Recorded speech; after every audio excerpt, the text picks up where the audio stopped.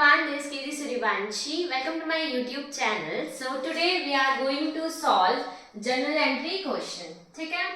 So question: enter the following transaction in the journal of Dr. S. Sinha Katihar. ठीक है? हमें journal entries करनी है इसमें. So 2021 March 1 started business with a capital of 75,000. जब भी हम business start करते हैं तो हम कैपिटल इंट्रोड्यूस करते हैं. ठीक है, तो इसमें 1 2 3 4 5 कॉलम्स होते हैं. Date, particulars, LF, debit amount और क्रेडिट अमाउंट. ठीक है, तो सबसे पहले हम डेट में डेट लिखेंगे मार्च 1. फिर हमने स्टार्ट करा है बिजनेस. जब भी हम बिजनेस स्टार्ट करते हैं कैपिटल से तो हमारा कैश इंक्रीज होता है. जब भी कुछ भी चीज इंक्रीज होगी तो वो होगा डेबिट, और जो डिक्रीज होता है उसको हम लिखते हैं क्रेडिट. ठीक है, तो इसमें हमारा कैश इंक्रीज हो रहा है. So cash account debit 75,000. Debit में हम डेबिट अमाउंट लिखेंगे. ठीक है, to capital account, to capital account, और क्रेडिट में हमारा जाएगा 75,000. फिर जो ब्रैकेट्स में लिखते हैं उसको बोलते हैं नरेशन. ठीक है,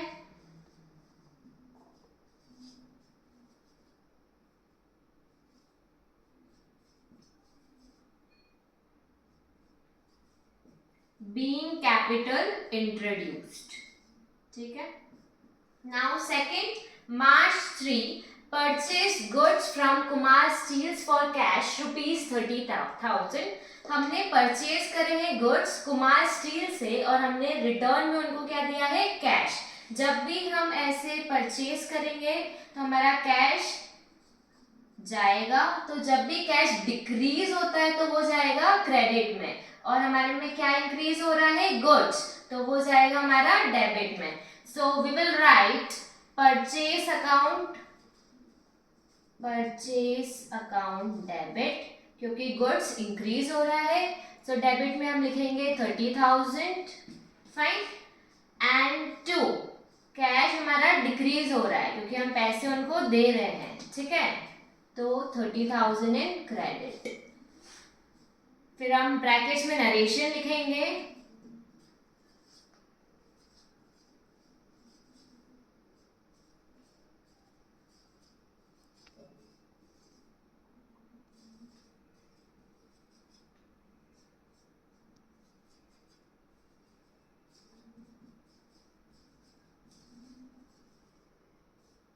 ठीक है, so we will write narration. Being goods purchased from Kumar Steels for cash.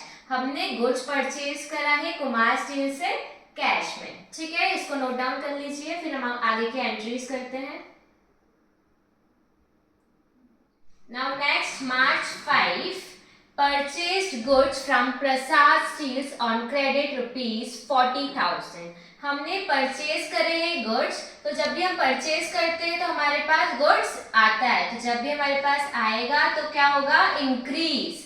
Goods will increase, तो हम कहाँ रखेंगे उसको, डेबिट में. ठीक है, from Prasad Steels on credit. हमने जो लिया है गुड्स वो क्रेडिट में लिया है, हमने अभी कैश नहीं पे करा है. ठीक है, so will write date March 5. Purchase हमारा इंक्रीज हो रहा है तो हम लिखेंगे purchase account debit. Fine. 40,000 credit में. टू हमने परचेज करा है ये प्रसाद स्टील से, टू प्रसाद स्टील्स 40,000. ठीक है, ब्रैकेट्स में हम लिखते हैं नरेशन.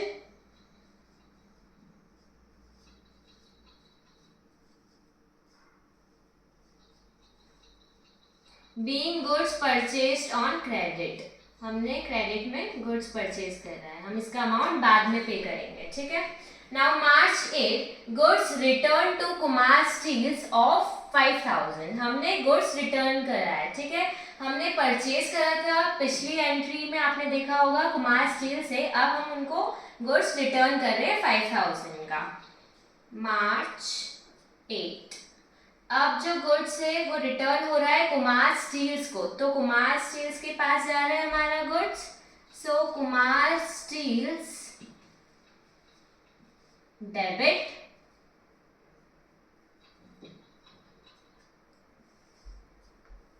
ऑफ 5000 टू, जब हम परचेज करते हैं तो हमारी एंट्री होती है डेबिट में, और जब हम परचेज रिटर्न करते हैं तो हमारी एंट्री होती है क्रेडिट में। ठीक है, to purchase return account, purchase return account. Fine, so हम यहाँ पे लिखेंगे 5000, फिर हम ब्रैकेट्स में फिर से नरेशन लिखेंगे, being goods return to Kumar Steels. ठीक है, इसको नोट डाउन कर लीजिए, steels, note it down. Now March 9 sold goods to Mahendra Lal for cash 60,000। हमने गुड्स सोल्ड करे, मतलब हमने सेल्स हमारी इंक्रीज हुई है। जब भी सेल इंक्रीज होता है तो हमारे पास क्या आएगा, कैश। सो कैश हमारा जब इंक्रीज होता है तो डेबिट। ठीक है, सो हम डेट में लिखेंगे मार्च 9, यहाँ पे हमारा कैश आ रहा है, so what comes in is debit, जो हमारे पास आ रहा है वो डेबिट होता है। So cash account debit, debit में हम लिखेंगे 60,000 टू, हमने क्या करा है, sales, to sales account 60,000। So अब हम लिखेंगे नरेशन,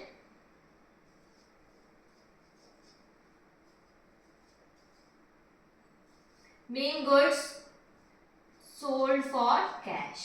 ठीक है, now March 10 sold goods to Hazarika Traders on credit 50,000। हमने यहाँ पे अब क्रेडिट सेल्स करा है। ठीक है, तो हमारे पास यहाँ पे कैश नहीं आया है, तो हम लिखेंगे हमने किसको सेल करा है, हजारिका ट्रेडर्स को। सो हजारिका ट्रेडर्स डेबिट ऑफ 50,000। ठीक है, हमने 50,000 टू सेल्स अकाउंट, यहाँ पे हम क्रेडिट में लिखेंगे 50,000।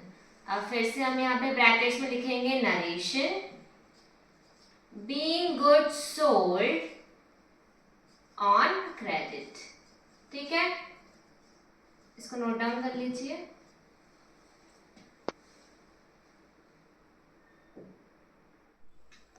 मार्च 11 पेड कैरेज ₹5,000। ठीक है, हमने पेमेंट करा है, हम डेट में लिखेंगे मार्च 11।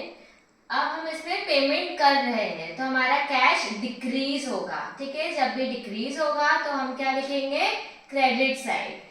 सो carriage account debit 5,000 to cash account, cash हमारा डिक्रीज हो रहा है। ठीक है, 5,000। अब हम लिखेंगे नरेशन ब्रैकेट्स में,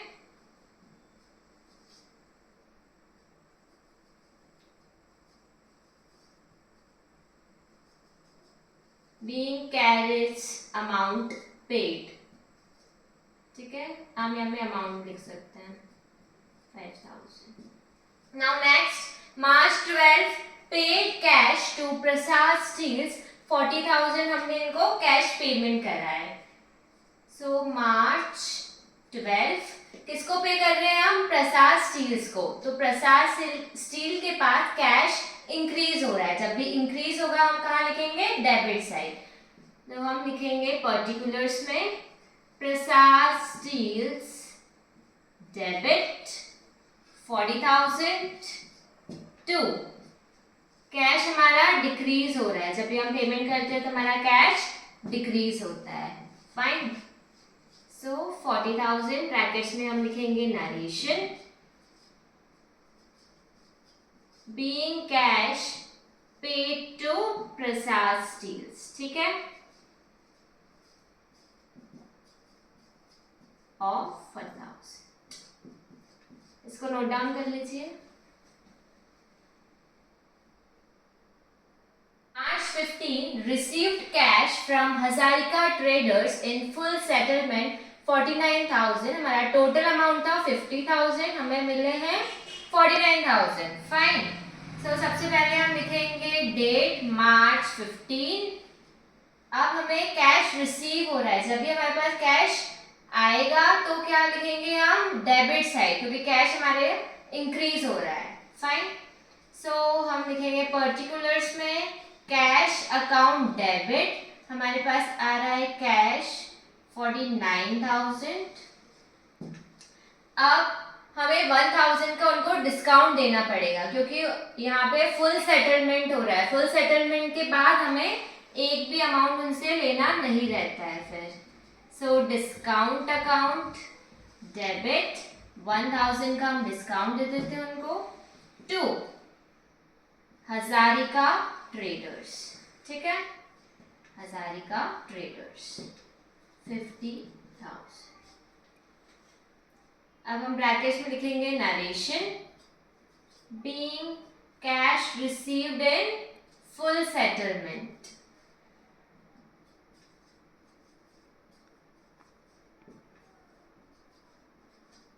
now next March 17 interest on capital 3,000। तो हम यहाँ पे लिखेंगे डेट में मार्च 17 interest on capital, interest on capital यहाँ पर चार्ज हो रहा है interest on capital. Interest on capital account debit 300 का टू कैपिटल अकाउंट, और हम नरेशन लिखेंगे being interest on capital charged, being interest on capital charged. ठीक है, इसको नोट डाउन कर लीजिए, नोट इट डाउन।